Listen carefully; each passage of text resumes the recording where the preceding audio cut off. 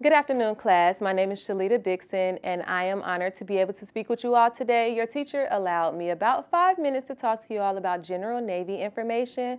So with that being said, I would like to respect your time as well as you all respect mine. So if we could just hold all questions to the end, and I'll be sure to get to everyone. All right? So first up, as I said, I'll give you a little bit of information about the Navy. Before we start, I'm going to talk to you all about myself. So I've been in the Navy for about 7 years now. This is my first time as a recruiter. My primary job is in aviation bosun's mate fuels.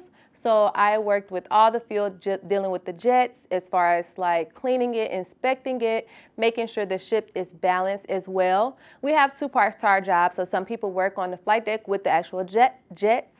Some people work downstairs, what we call below decks. I've had the opportunity to work with both. I do have a daughter, my wonderful princess, and she is my world. The Navy offers jobs in over 130 fields. So as far as like healthcare, engineering, mechanics, whatever you can think of, we probably have a position in the Navy.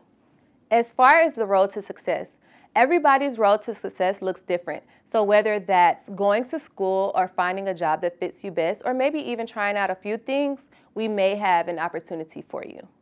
As you can see here, we have a nice young lady working in mechanics. This is just going to show you a different range of what we have to offer. Healthcare, first responders, so they are like our firefighters. And then we have our aviation ordnance, so people dealing with and building bombs.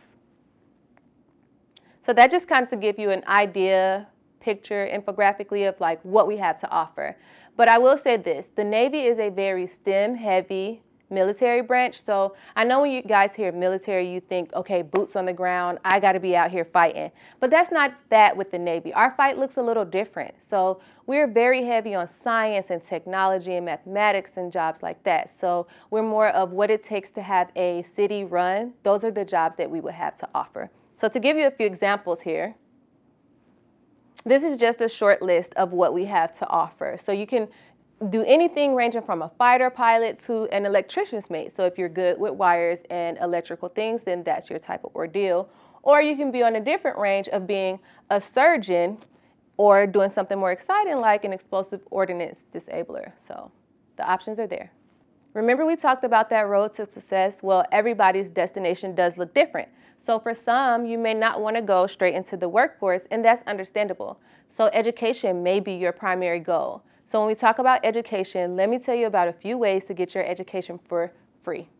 First up here is my favorite. We have the ROTC program. I love this program because I think it's a good fit for a lot of people. So the good thing about the ROTC program is it'll allow you to go to school for 4 years and you get like a 1-year free subscription. So after that first year of going to school, if you realize, this isn't actually what I want to do, I would like to do something different, or you may change your mind about that commitment with the Navy afterwards, you can get out of the scholarship scot-free. You don't have to pay us any money back, and all those credits that you earned are still yours to keep.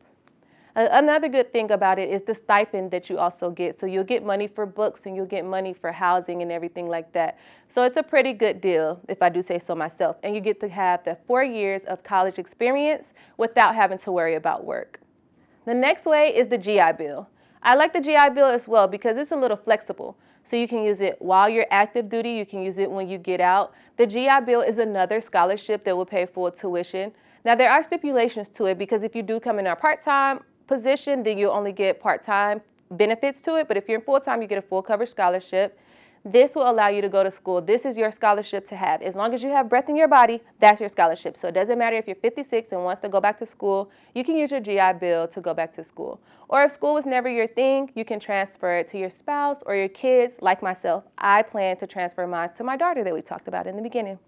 Now we all know that education isn't like a one-size-fits-all, right? So there are many different opportunities to get your education. So like I mentioned, the ROTC bill, like I mentioned, the GI scholarship, those are big scholarships. But we also have what we call tuition assistance, which is a pretty cool program. I'm actually using it myself to study early childhood education. This tuition assistance allows me to work full-time and still go to school. And even if I wanted to take a break from school, I can and pick up where I left off. That's what I like about tuition assistance. It allows you to control your school schedule. And as long as you pass that class, you don't have to pay the Navy any money back. So it's pretty cool. So it kind of motivates you to pass the class and then lets you work at your own pace. We also have what we call CLEP or Dantes. So they're like a subject matter expert. If you feel like you know a subject really well, then you can just test out of that subject and get that credit, which transfers to schools. So like myself, I don't want to have to take English again. So I'm going to CLEP out on the English test, and then I will get that full credit. Now, let's talk money. I know this is important to everybody. If it's not, maybe it should be, but this is my favorite part. So when you come into the Navy, you can come in as what we call an E1, E2, or E3. Those are just positions. So think like cashier, bagger, cashier, and then manager, right? It's just levels. So depending on your level determines how much money you make. And we talked about having full-time and part-time positions. So if you are a full-time sailor, you would make around $1,785. If you are a part-time sailor, you would make around $238. Now they both have benefits. It's just the only difference is with full-time, you'll get full coverage benefits. So you'll have full medical, full dental. Part-time, you would have to pay a monthly fee, but it's still much better than private insurance. Right now, private insurance ranges about $250 on the low end, and that's for a single person. So just imagine if you had a family. But this just shows you the money that you could make. And the good thing about the Navy is you will get an automatic pay raise. Ask your job for a raise today, and I'm pretty sure they're probably going to look at you crazy. But with the Navy, you can get a pay raise just for doing your job. If you come to work, your uniform is clean, you're following directions, within a certain amount of time, you'll get promoted. So it's 9 months if you start off as an E1, 9 months as an E2 as well. People can come in as an E3 if you're doing like ROTC or Boy Scouts, or even if you have some college credits, that would allow you to come in as an E2 or an E3. One of the wonderful benefits about the Navy is the travel opportunities. So I've been a few places. I've been to Dubai, I've been to Bahrain. Bahrain was really fun. I fell off a camel there, but I did have a good time. I've also been to Thailand and the Philippines and Singapore and many other places as well. That's one thing I can say about the Navy.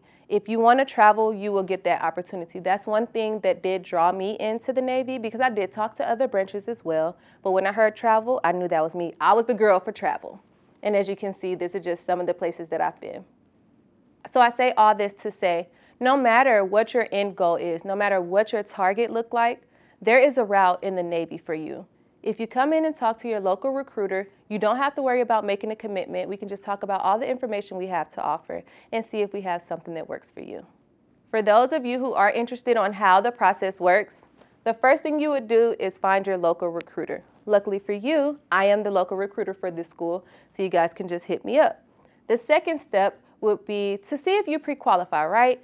Sometimes people like to put the military on the back burner, but we have standards, okay? So we just go like, are you between the ages of 17 to 39? Do you have a high school diploma or GED? Are you on that track to get that? And other things like that.